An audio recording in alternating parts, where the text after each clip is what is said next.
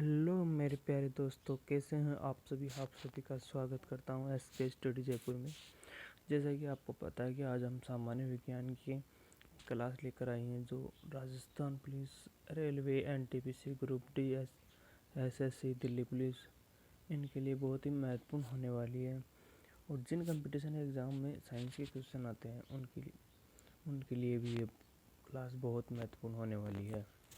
कृपया इस वीडियो को like, share, comment and subscribe ज़रूर करें और इस वीडियो को धमाकेदार शेयर करें जिससे हर स्टूडेंट के पास ये वीडियो पहुंच सके। कृपया इस वीडियो को सब्सक्राइब ज़रूर करें ताकि हर एक क्लास आपके पास पहुंच सके। और इस क्लास में जो क्वेश्चन है वो 30 क्वेश्चन है, तो आपको बताना है कि 30 में से आपको कितने क्वेश्चन आए और कितने क्वेश्चन नहीं आए। और ये क्वेश्चन प्रीवियस ईयर पेपरों में जो क्वेश्चन आए हैं वो क्वेश्चन है।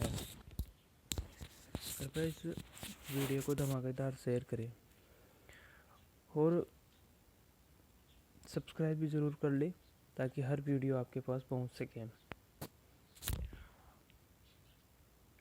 तो दोस्तों, आज का पहला क्वेश्चन है, निम्नलिखित में से किस विद्युत चुंबकीय तरंग की तरंगदैर्घ्य सबसे कम होती है। आपको बताना है कि इसमें कौन सी विद्युत चुंबकीय तरंग है जिसकी तरंगदैर्घ्य सबसे कम होती है। ऑप्शन नंबर ए रेडियो तरंग, ऑप्शन नंबर बी इंफ्रारेड तरंग, ऑप्शन नंबर सी एक्स किरणें, ऑप्शन नंबर डी गामा किरणें। तो आपको बताना है कि इनमें से किस तरंगदैर्घ्य सबसे कम होती है। तो क्वेश्चन नंबर 1 का आंसर बताना है आप सभी को। तो क्वेश्चन नंबर 1 का आंसर है ऑप्शन नंबर डी।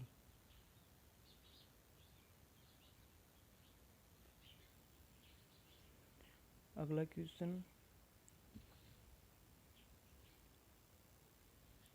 है क्वेश्चन नंबर 2। जब एक चालक में धारा बढ़ती है तो लेंज का नियम बताता है कि स्वप्रेरित वोल्टता होती है। आपको लेंज के नियम के अनुसार बताना है कि जो स्वप्रेरित वोल्टता है उसमें क्या होता है।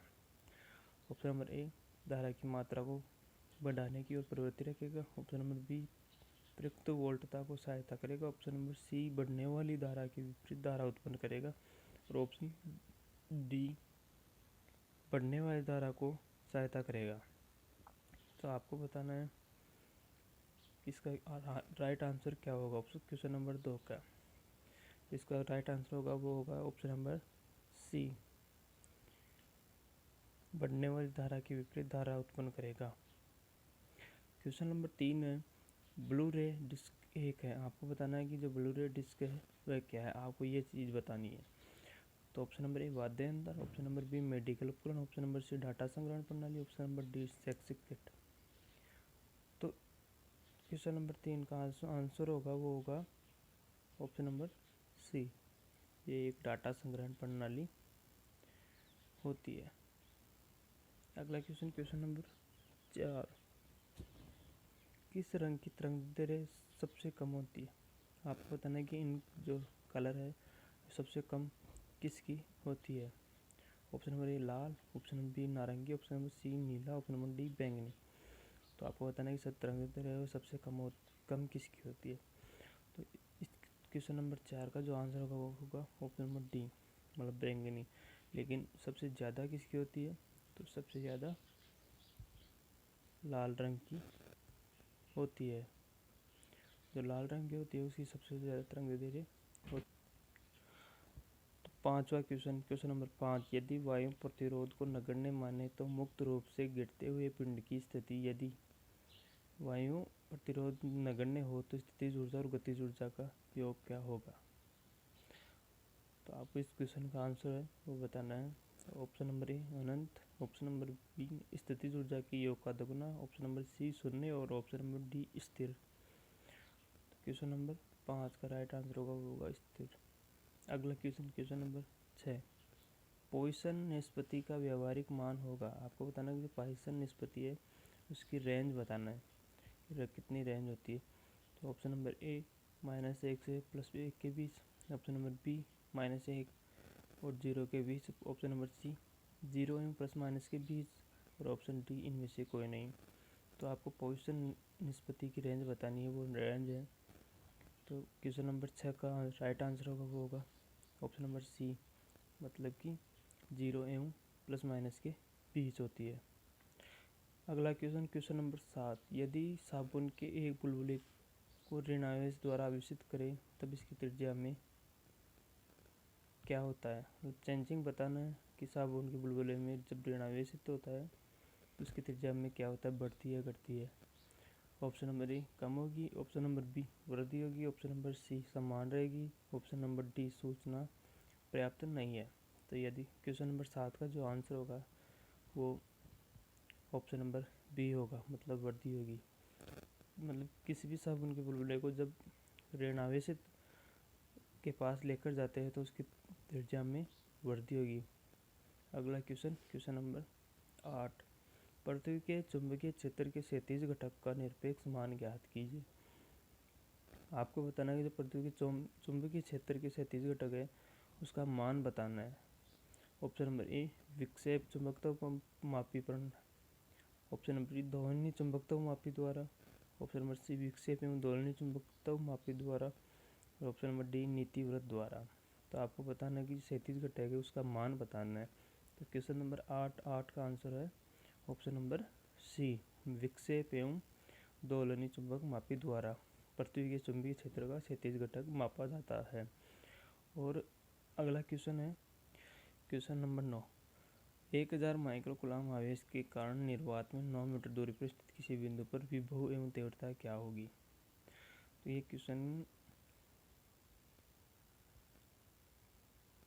पूरा नहीं है। अगला क्वेश्चन देखेंगे क्वेश्चन नंबर 10, सरल आवर्त गति कर रहे एक कण की मध्य स्थिति से अक्ष दूरी पर स्थित ऊर्जा का समानुपाती है। मतलब आपको बताना कि जो सरल आवर्त गति कर रहे एक कण है उसके मध्य स्थिति ऊर्जा की जो ये रेंज दे रखी है वो बतानी है। Option number A V X, option number B X, option number C x2, option number C x3। Question number 10 का राइट आंसर होगा वो होगा सी x2। अगला क्वेश्चन नंबर 11, अनुप्रस्थ तरंगें संचारित हो सकती है। आपको बताना कि जो अनुप्रस्थ तरंगें हैं वो किस में संचालित होती है। ऑप्शन नंबर ए गैस व धातु दोनों में, ऑप्शन नंबर बी गैस में परंतु धातु में नहीं, ऑप्शन नंबर सी गैस में नहीं परंतु धातु में, और ऑप्शन नंबर डी गैस में, न गैस में और न ही धातु में। तो आप क्वेश्चन नंबर 11 का आंसर बताना है कि आंसर क्या होगा कि जो अनुप्रस्थ तरंगें है वो किस में संचारित होती है। तो उसका आंसर है ऑप्शन नंबर सी, गैस में नहीं परंतु धातु में। मतलब अनुप्रस्थ तरंगें गैस में नहीं होती लेकिन धातु में संचारित होती है। अगला क्वेश्चन नंबर 12, कार्बन का परमाणु द्रव्यमान 12 है, कार्बन के 24 ग्राम अणुओं की संख्या होगी। आपको बताना है कि कार्बन का परमाणु द्रव्यमान, तो आपको बताना है कि जो कार्बन परमाणु है उसका द्रव्यमान मतलब जो कार्बन है उसकी का परमाणु संख्या 6 और द्रव्यमान संख्या 12। तो इसके 24 ग्राम अणुओं की संख्या बताना है। तो आपको पता है कि जो 12 AMU एक अणु में होता है तो 24 ग्राम में कितने अणु होंगे, तो 12 × 2 मतलब कि 2 कार्बन के परमाणुओं में 24 ग्राम अणुओं की संख्या होगी। और क्वेश्चन नंबर अगला है 13। क्वेश्चन नंबर 13, इनमें से कौन सा पदार्थ गैस्ट्रिक अम्ल के एक संघटक के रूप में पेट में नहीं स्रावित होता है। आपको बताना कि इनमें से कौन सा जो पेट में स्रावित नहीं होता है। तो option number A potassium chloride, option number B sulphuric अम्ल, ऑप्शन नंबर सी हाइड्रोक्लोरिक अम्ल, option number D sodium chloride.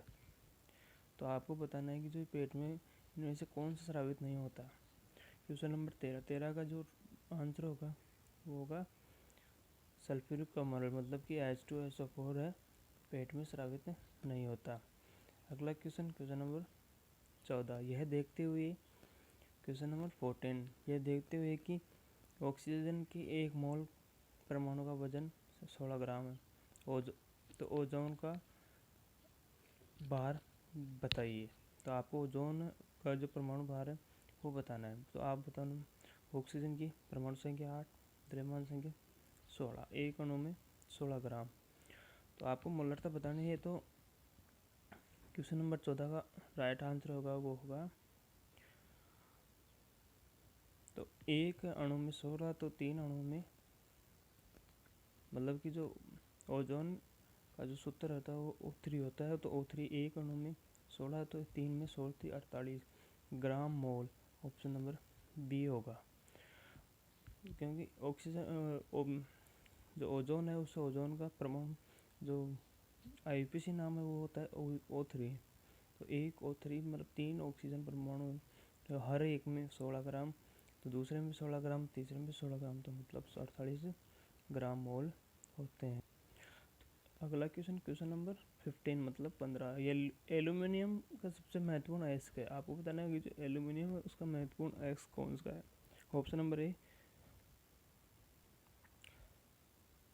कायोलिनाइट, option number B hematite, option number C zeolite, option number D bauxite. तो आपको बताना है कि जो एल्यूमिनियम का जो महत्वपूर्ण अयस्क है वो कौन सा है। तो आपको एल्यूमिनियम का जो महत्वपूर्ण अयस्क है उसका बताना है। क्वेश्चन नंबर 15 का आंसर होगा डी बॉक्साइट। जो बॉक्साइट होगा वो एल्यूमिनियम का महत्वपूर्ण ऑक्साइड जो अयस्क है। अगला question number 16, PbOg plus 4HCl arrow PbClS plus 2H2O plus Cl2 में ऑक्सीकृत होने वाला पदार्थ। आपको बताना है कि इसमें ऑक्सीकृत होने वाला मतलब प्रतिस्थापित होने वाला पदार्थ कौन सा है। Option number A hydrogen, option number B lead chloride, option number C hydrochloric अम्ल, option number D lead question number 16 का आंसर बताना। तो इसमें जो ऑक्सीकृत होने वाला जो पदार्थ है वह है हाइड्रोक्लोरिक अम्ल, मतलब कि HCl होगा। अगला क्वेश्चन नंबर 17, कृपया इस वीडियो को लाइक शेयर एंड सब्सक्राइब ज़रूर करें, सब्सक्राइब नहीं किया है तो। अगला क्वेश्चन नंबर 17, एल्यूमिनियम हाइड्रोक्साइड का तुल्यांक भार निम्न में से क्या होगा। आपको बताना कि जो एल्यूमिनियम है AlOH, इसका तुल्यांक भार आपको बताना है क्या होगा। Option number A 22, option number B 26, option number C 25, option number D 24। Question number 17 का जो आंसर होगा वो होगा ऑप्शन नंबर बी, मतलब 26 एल्यूमिनियम और हाइड्रोक्साइड का भार होगा। क्वेश्चन नंबर 18, कोबाल्ट धातु किस विटामिन में होता है। आपको बताना कि जो कोबाल्ट है वो किस विटामिन में होता है। तो option number A Bl, option number B BHA, option number BOY, option number BHA। तो कोबाल्ट धातु आपको बताना है कि किस में होता है। क्वेश्चन नंबर 18 का आंसर होगा BHA में। अगला क्वेश्चन नंबर 19, सिट्रिक CHO अम्ल मुख्य रूप से किस में होता है। आपको बताना कि जो सिट्रिक अम्ल है मुख्य रूप से किस में होता है। गाजर में, option number A, option number B दूध में, ऑप्शन नंबर सी सेब में, ऑप्शन नंबर डी नींबू में। तो आपको बताना कि जो सिट्रिक अम्ल है किस में पाया जाता है। जो सिट्रिक अम्ल है वो पाया जाता है नींबू में, मतलब सबसे ज़्यादा नींबू में सिट्रिक अम्ल पाया जाता है, क्योंकि इसका pH मान 2.2 से और 3.4 के बीच में होता है। तो सिट्रिक अम्ल होता है वो नींबू में सबसे ज़्यादा पाया जाता है। सेब में ऑक्जेलिक अम्ल पाया जाता है, दूध में लैक्टिक एसिड पाया जाता है, गाजर में विटामिन ए पाया जाता है। अगला क्वेश्चन नंबर 20, विज्ञान की एक शाखा है जो जीवन या पृथ्वी से परे मौजूद जीवन की संभावनाओं संबंधित है, उसका क्या कहा जाता है। मतलब कि जो विज्ञान की वह शाखा का नाम बताना जो जीवन या पृथ्वी से दूर जीवन की संभावना संबंधित करती है, उसको क्या कहा जाता है। Option number A entomology, option number B exobiology, option number C mycology, option number D जीवाश्म विज्ञान। क्वेश्चन नंबर 20 का जो आंसर होगा वो होगा एक्सोबायोलॉजी, मतलब कि जो इस पृथ्वी से दूर जीवन की जो संभावना होती है उसे एक्सोबायोलॉजी कहते हैं। माइकोलॉजी और जिहासम एंटामोलॉजी और एक्सोबायोलॉजी में से होगा एक्सोबायोलॉजी। अगला question, question number 21। Question number 21 है, रक्त का इनमें से कौन सा घटक ऑक्सीजन का परिवहन करता है? आपको बताना है कि रक्त का कौन सा घटक है वो ऑक्सीजन लेकर जाता है। Option number A platelets, option number B WBC, option number C plasma और ऑप्शन नंबर बी RBC। तो आपको बताना है कि जो रक्त में जो ऑक्सीजन है वो कौन लेकर जाता है। क्वेश्चन नंबर डी का राइट आंसर वो होगा RBC, मतलब जो RBC होती है वो ऑक्सीजन को भी लेकर जाती है। अगला क्वेश्चन, क्वेश्चन नंबर 22। ए, बी और ओ कौन ग्रुप प्रणाली का आविष्कार किसने किया था? मतलब आपको बताना है कि जो ए ग्रुप, बी ग्रुप और ओ ग्रुप इनकी प्रणाली का आविष्कार किसने किया था? तो option number A Karl Kohler, option number B Maurice Seliman, option number C Karl Landsteiner और option number D Edward Jenner. तो आपको बताना है कि जो ए, बी, ओ इनकी खोज किसने की थी। क्वेश्चन नंबर 22 का जो राइट आंसर होगा वो कार्ल लैंडस्टीनर होगा। अगला question, question number 23। Question number 24 है, हेपेटिस क्या है? आपको बताना कि जो हेपेटिस होता है वो क्या होता है। ऑप्शन नंबर ए कूट प्रतिजन, ऑप्शन नंबर बी अपूर्ण प्रतिजन, ऑप्शन नंबर सी प्रतिरक्षी, ऑप्शन नंबर डी समप्रतिजन। तो आपको बताना कि जो हेपेटिस है वो क्या होता है। क्वेश्चन नंबर 24 का आंसर होगा अपूर्ण प्रतिजन, ये एक एंटीजन का कार्य करता है। अगला क्वेश्चन, क्वेश्चन नंबर 25। निम्न में से किस कशेरुकी की बहिः कंकाल नहीं होता? मतलब आपको बताना कि जो वर्टिब्रेटा है उसका बाहरी कंकाल नहीं होता है। ऑप्शन नंबर ए एम्फीबिया उभयचर, ऑप्शन नंबर बी मैमेलिया स्तनिवर्ग, ऑप्शन नंबर सी एबीज पक्षी वर्ग और option number D Chondrichthyes. Question number 25 का जो राइट आंसर होगा वो होगा ऑप्शन नंबर ए एम्फीबिया, मतलब उभयचर का बाहरी कंकाल नहीं होता है। अगला question, question number 26। Question number 27 है, निम्न में से अलेक्जेंडर ग्राहम बेल द्वारा आविष्कार किसका किया था? मतलब जो ग्राहम बेल थे उन्होंने आविष्कार किसका किया था, आपको ये बताना है। ऑप्शन नंबर है television, telephone, option number B bulb, option number C radar, option number rail engine. तो आपको बताना है कि जो ग्राहम बेल है उन्हें आविष्कार किसका किया था।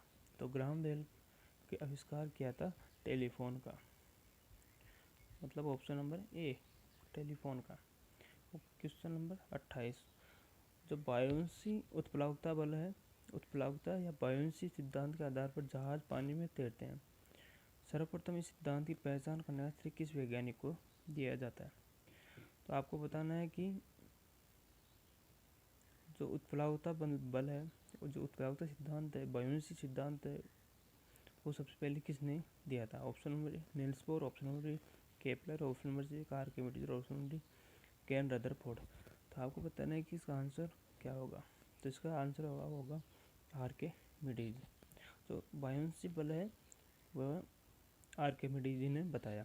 जो बायोंसी बल है वह है किसी तरल में लगने वाला ऊपर की ओर जो बल होता है उसको बायोंसी बल कहते हैं। जो बायोंसी बल है वो किसी तरल में नीचे की ओर लगने वाले गुरुत्वीय बल और ऊपर की ओर लगने वाले एक ऊपर की ओर बल लगता है उसको कहते हैं बायोंसी बल। कोई वस्तु अगर तैर रही है तो उसका गुरुत्वीय बल और बायोंसी बल बराबर होता है, इसलिए वो वस्तु तैरती है। तो ये जो सिद्धांत है वो सिद्धांत दिया आर्किमिडीज जी ने। आज के लिए बस इतना ही। कृपया इस वीडियो को लाइक, शेयर एंड कमेंट ज़रूर करें और सब्सक्राइब तो ज़रूर कर लें, सब्सक्राइब नहीं किया है तो आज के लिए बस इतना ही। जय हिंद, जय भारत।